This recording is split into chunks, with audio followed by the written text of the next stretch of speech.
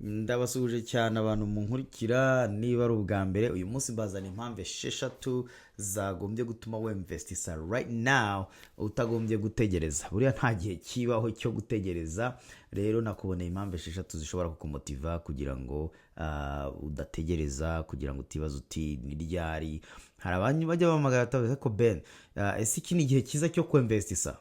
Nta gisubizo nshobora kubona kuri icyo gihe. Igihe icyo ari cyo cyose, igihudi cyo kwemvestisa cyari ejo hashize, ariko niba biba bitakunze uyu munsi nicyo gihe cyo kwemvestisa. Rero ndakubwira impamvu aricyo gihe cya mbere cyiza cyo kubikora. Ariko mu mpera z'iki kiganiro, donc icyo nifuza ni uko ubundi amafaranga ari muri banki cyangwa se inote ni ikintu gifiringa good, ngo ni safe. Uba uri safe, ariko burya ntabwo uri safe kubera ko nta kintu gikora. Nta mafaranga namwe aba ahantu adafite risk, no muri banki aba afite risk. So ubwo rero ni ukumezira risk ubundi ukabasha kumenya aho ushyira amafaranga. Ikindi nifuza ni uko mu by'ukuri amateka ya ekonomi nta na hamwe agaragaza ko hari igihe cyiza cyo kibaho cyo gukora investment. Icyo gihe nta kigeze kibaho. Rero ibyiza ni kwemvestisa ukaguma uri invested kuruta uko wenda ushaka gutiminga igihe cyiza ni ikihe, igihe kitari cyiza cyo kwemvestisa amafaranga ni ikihe. Ikindi twabonye ni uko mu by'ukuri market buri gihe ihora izamuka. Of course igira turbulence, ariko ihora izamuka guhera mu 1920 kugera uyu munsi. Ndaza gusharinga ama event yagiye yaba, ariko ekonomi yo irakomeza ikazamuka. So ubwo rero ntimugatume ibyo mubona, intambara, tension politique, ibintu byose bigira impact kuri ekonomi, ariko ntibigatume uvuga uti aya mafaranga yanjye ngomba kuyaryamaho kugira ngo abe safe. Akenshi ntago biba biri good. Ndabikwereka kandi byinshi nabegeranyije bishyigikiwe n'amadata, kubera ko ntago ngiye nkunda kuvuga ikintu mu by'ukuri ntabanje kwitondera. Okay, so twagiye rero. Impamvu ya mbere wagombye gukora investment ni uko nta gihe gipfuye cyo kuba involved muri market. Igihe gipfuye no kuvuga wrong time. So igihe icyo ari cyo cyose, ubundi iyo utangiye kare ugerayo kare, ariko ku bantu baba barakererewe mu by'ukuri bigenda bigaragaza ko igihe cyose muri ekonomi haba harabaye ibihe byiza, imyaka myiza n'imyaka itari myiza. So ni byiza rero yuko udatiminga market. Bafashe 5,000 muri S&P 500 guhera mu 1979 kugera muri 2024, bagasanga umuntu washyizemo ibyo 5,000 buri mwaka guhera icyo gihe muri 2023 yari afite byibura miliyoni 5 z'amadolari. So uwagiye yatangira buri mwaka mu by'ukuri urumva ko uyu munsi ari ahantu heza. Ariko wagendaga yinvestisa mu myaka mibi, cyangwa se mu gihe ekonomi yabaga itameze neza, bene uwo nguwo yakoze bad timing.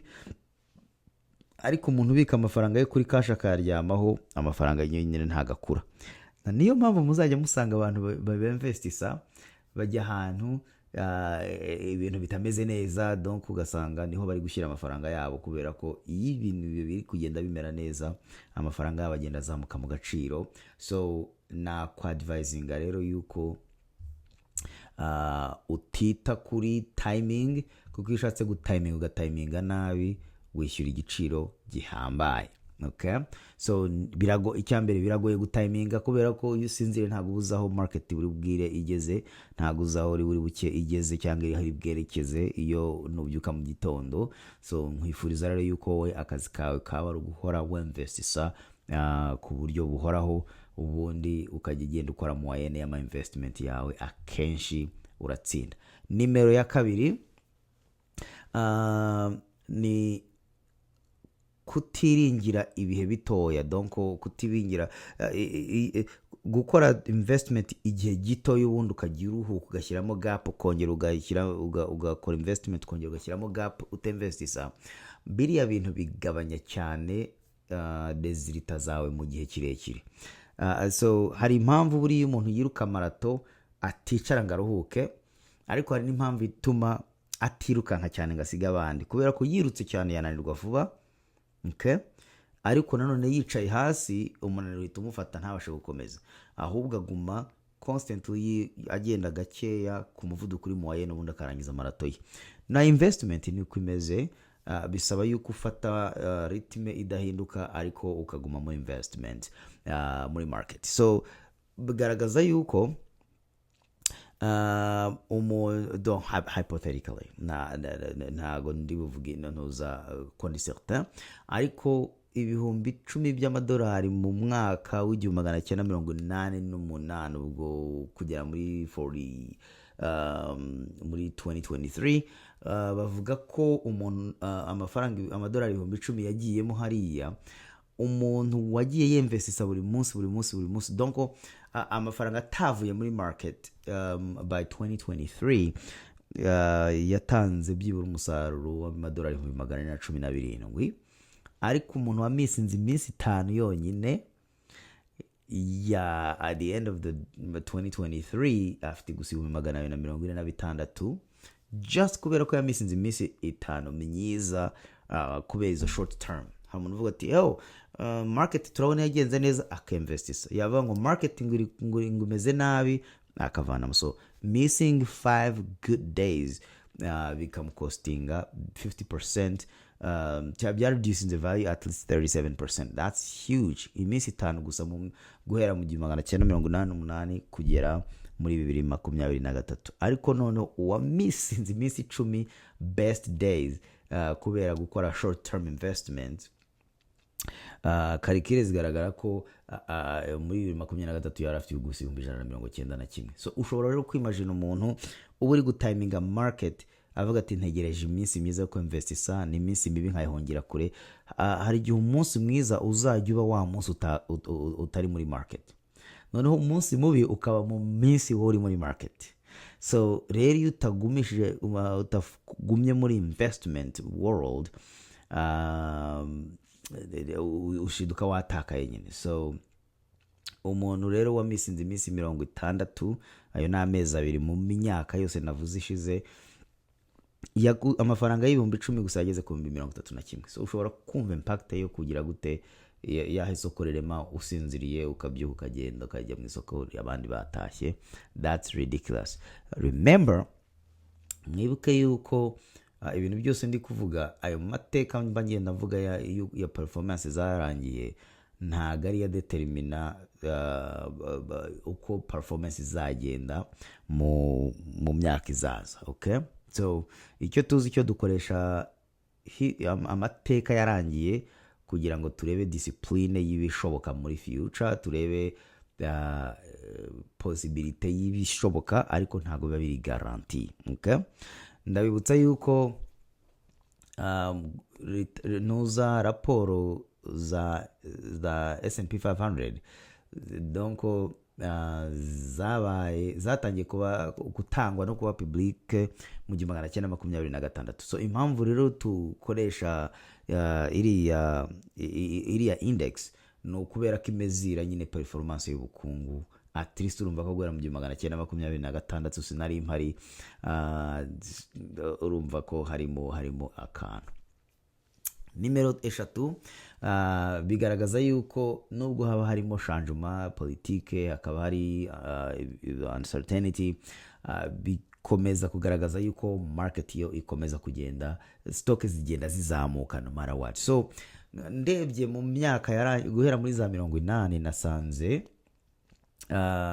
hari evenoma zigera muri zingahe, 1 2 3 4 5 6 7 8 9 10 11 12.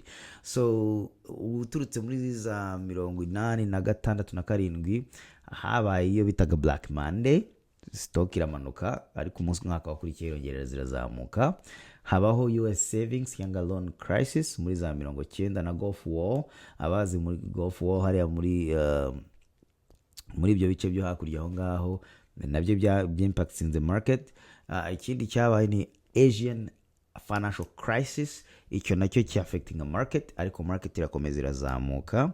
Harongera haba icyo bita .com mu gihe Google yari yatangiye kuza, ibyo byahise bizamura market, bakavuga bati bubble kabisa, nta kindi gihe izongera kuzamuka nk'iki gihe. Ariko igihe gitoya nyuma yabwo muri 2001 hahita haba 9/11, so market yazamukaga ihita imanuka. Nyuma gatoya muribuka ibyo Bushombe yakoze, yahise yohereza ingabo muri Iraq, market baravuga bati isi irarangiye. Byari Amerika mu gihe tuyizi itera ikindi gihugu ku mugaragaro ikagenda bakarwana. Rero ubwoba bwari hatari. Ariko habayeho na global financial crisis muri iyo myaka ya za 2005 2008. Mu myaka twajyaga muri bino bihugu twasanze amazu, umuntu yaguraga inzu y'ibihumbi 3 yaguraga inzu y'ibihumbi 3, byari bikabije. Inzu y'ibihumbi 5, hari abantu benshi bahakiriye. Naganiraga n'umukuru ejo ndambwira ko muri 2008 yaguze amazu 45. Uyu munsi ameze neza. So stock yaramanutse ku buryo butigeze bubaho, ariko ubu byaragiye ba recovered.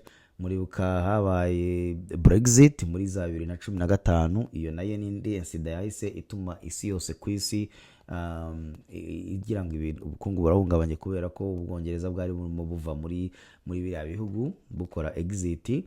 Nyuma y'imyaka mike nk'itatu yari ikurikiyeho hahise haba covid ivuye, ntabwo tuzi aho yavuye muri laboratoire, ariko bahise China bayishyize kuri China, kandi China ni igihugu cya kabiri gikomeye muri economy, at least ubukungu bwayo buzamuka. Hanyuma nyuma yabwo ubukungu bwamanutse nk'iminsi 2 gusa, banki mara kumenya ko covid yateye, burongera buragaruka burazamuka, inkingo zabonetse.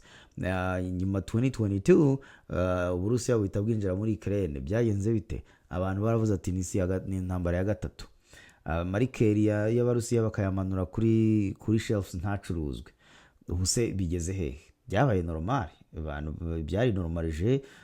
Uburusiya bugenda bugakora ibyo bugomba gukora, nta muntu ukirirwa abigira big deal. So rero aho twari turi, economy yari iri mu 1980 ntago ari hiri uyu munsi. Economy irakomeza ikazamuka, ariko ntago yishingira mu by'ukuri aho byagenze.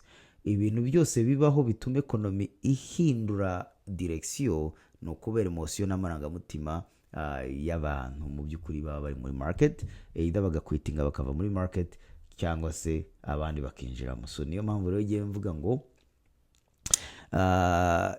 weguma muri market, kubera ko kenshi nka nyuma ya pandemic market ya bounce 20% mu minsi itarenze 4. Ubuse umuntu, ariko nzi umugabo w'inshuti yanjye n'umusore w'inshuti ngo yavanye ibihumbi 10 bye, yarambwira ati be ati je nakoze smart move, ati nkimara kumenya ko covid yateye, kuko leta hano ya Amerika yemereye abantu gufata amafaranga yabo bakayasohora nta penalty, ariko abantu bayavanyemo inkingo zimaze kuboneka gato ntago bari bagishoboye kwa affording a market, bashatse kongera ku investisa. So wabaga afite imigabane yajyaga kugura imigabane agasanga yarahenze uko byabaye overnight. Abantu baruka ko na cryptocurrency yavuye ku 60 ikagera ku 3500, ariko byabaye iminsi 2 gusa. Iyo ngiye shooting igera muri za 20 30 40, ubu ngubu bigeze ku 120 mu myaka itarenze 3. Mu myaka itarenze 3 yageze mu 90 ijana komsa. Nimero ya 4, iyo investisize muri market igihe kirekire, akenshi bikuzanira a positive change cyangwa se a positive outcome kuruta ku investinga mu gihe gito cyane. So niyo mpamvu iyo turi gutrackinga imyaka, ejo nari mfite umukiriya muri office ari kumbwira ngo nyereka ngo uburyo amafaranga yanjye yakora mu mwaka umwe. Ntago nabishobora. Byibura ngwino turebe mu myaka 10, mu myaka 15, right? So ntago waba udafite access kuri investissement ngo nurangiza nunayibona ngo uvuga uti nyereka amafaranga yanjye icyo yabakoze mu kwezi kumwe. Okay? Nubundi ahantu abagiye abaryamye muhira ntaba yarungutse. Rero ahantu ugiye kuyashyira ntago ugomba ku expecta ko amafaranga agomba kunka mu kwezi kumwe, mu mwaka umwe. Ugomba kuyahereza umwanya agakora akazi kayo, noneho akakuzanira inyungu wifuza in a long term.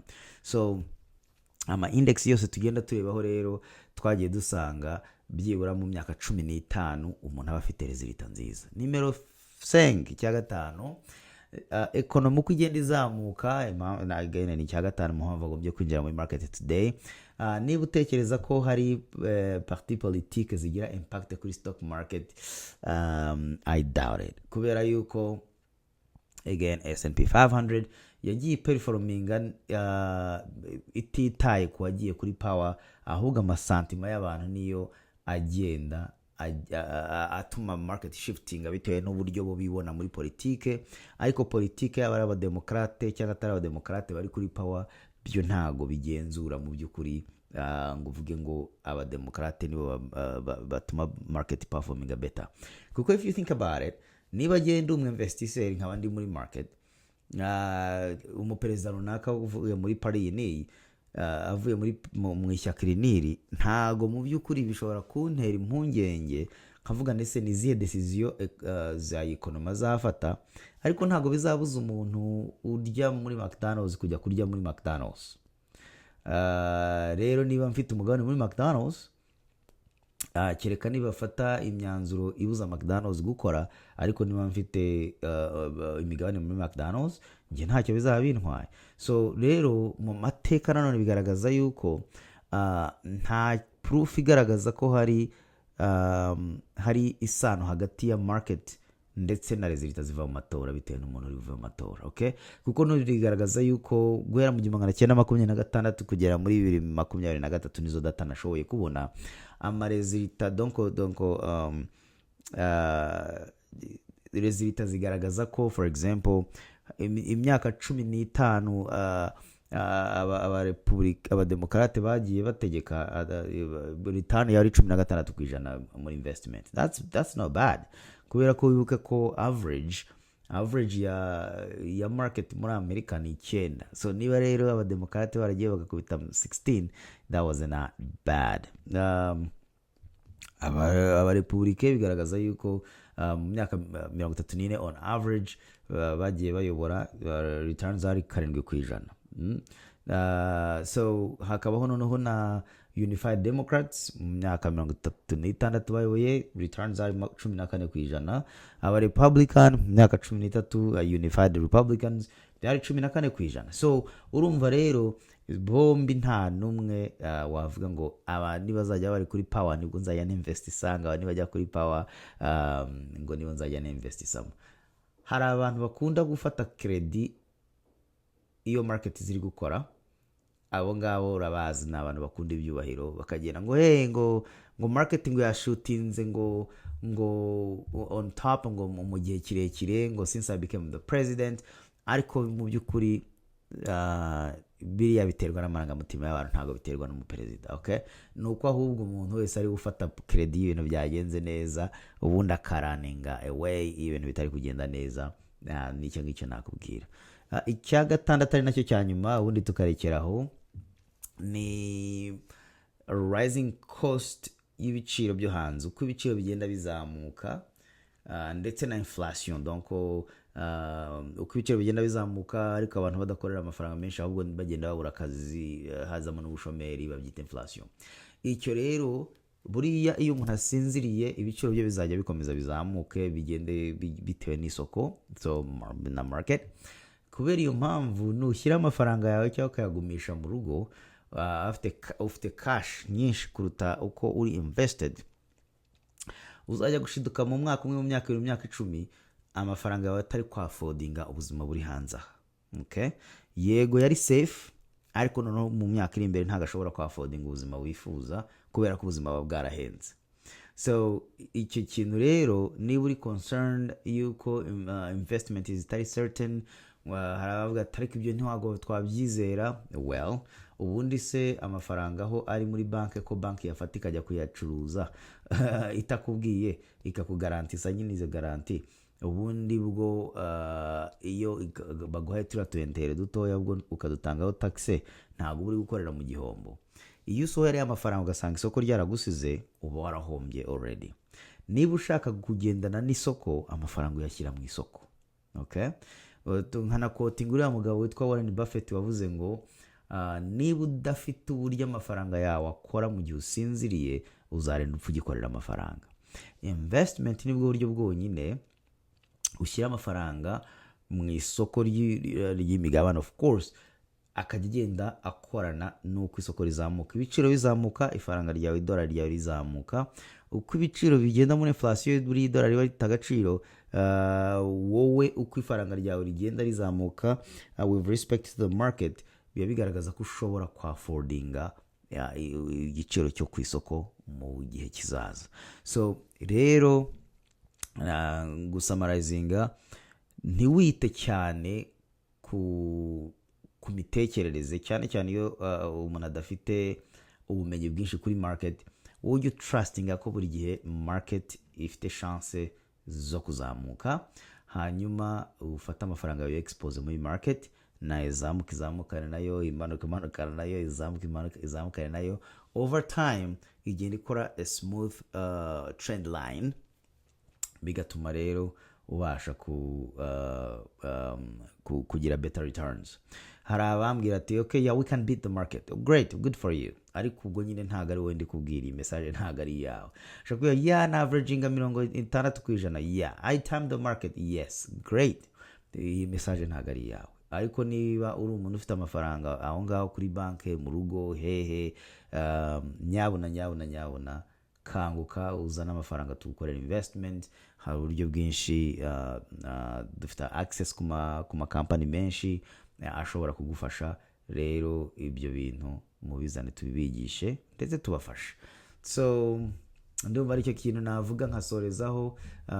Murakoze cyane. Niba ari ubwa mbere again uje kuri show yanjye How Money Works, nyabuna ntugende udakoze subscribe, ntugende utakoze share, cyangwa se ngo usige mu by'ukuri comment. Okay? Nakagaruka, murabeho.